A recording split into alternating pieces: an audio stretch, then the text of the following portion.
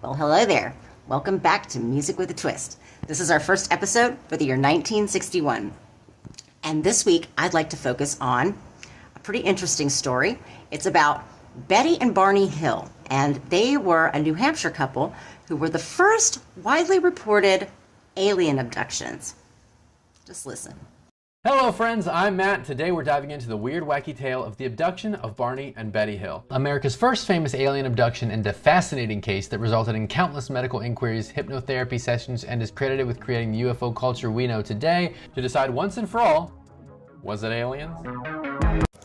Our first song today is a song that was sung by Rosie and the Originals. Now, Rosie Hamlin was only 14 years old when she wrote this song. It started out as a poem to her boyfriend, and the Originals was just a group of family friends. They recorded it on a 2-track machine in an abandoned airline hangar, and I think it turned out pretty good. It's just like heaven being here with you. You're like an angel, too good to be true. But after all, I love you, I do. Angel baby, my angel baby.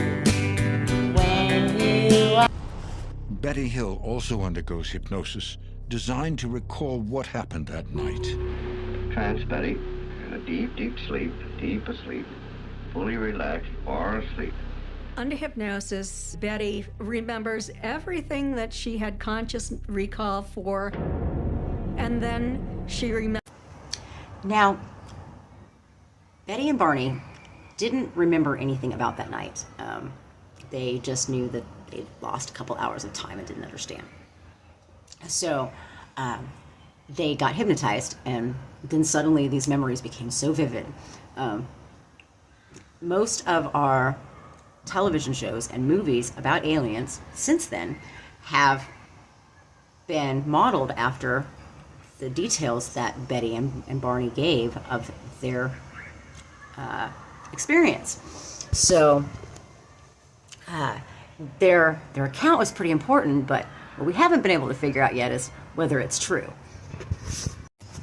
Our next song is a song called Mr. Postman by the Marvelettes, and it was partially written by a postman. It was the Marvelettes' only #1 hit, and it was also the first #1 hit for Motown Records. Oh yeah,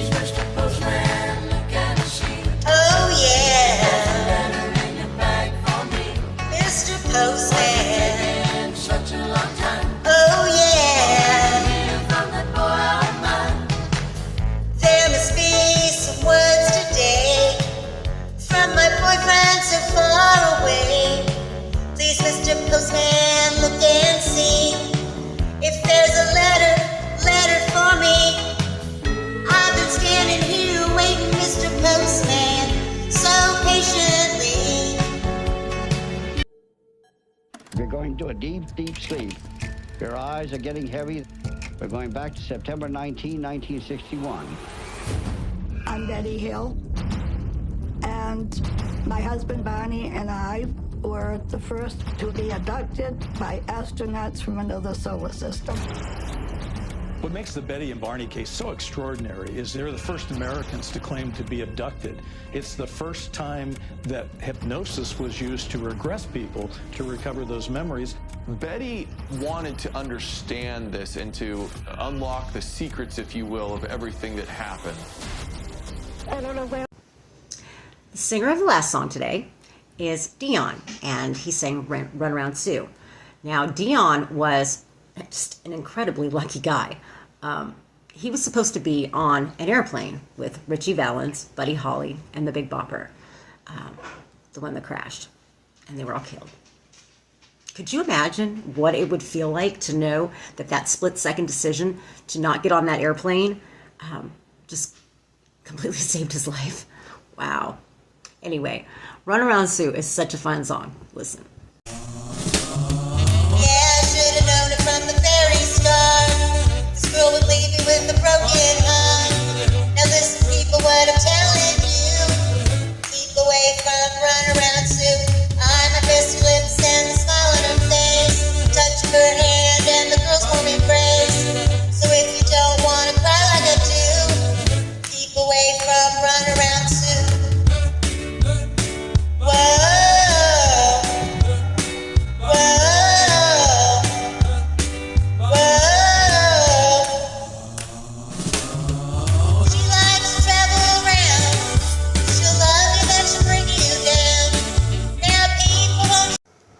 So I leave you with this. Were Betty and Barney telling the truth? Were they really abducted by aliens? I don't know. But I do know that if they didn't, they had a pretty creative imagination, because there was no stories like this ever before. Nothing for them to be copying. They would have pulled this shit out of thin air, you know. Everyone since then has had something to copy or base a story on, but them, nope. Their story was the precedent. I guess it depends on what you believe. Do I believe in alien abductions? I think anything's possible. I'm not a big believer. I'd love for somebody to change my mind, but I'm real on the fence about that.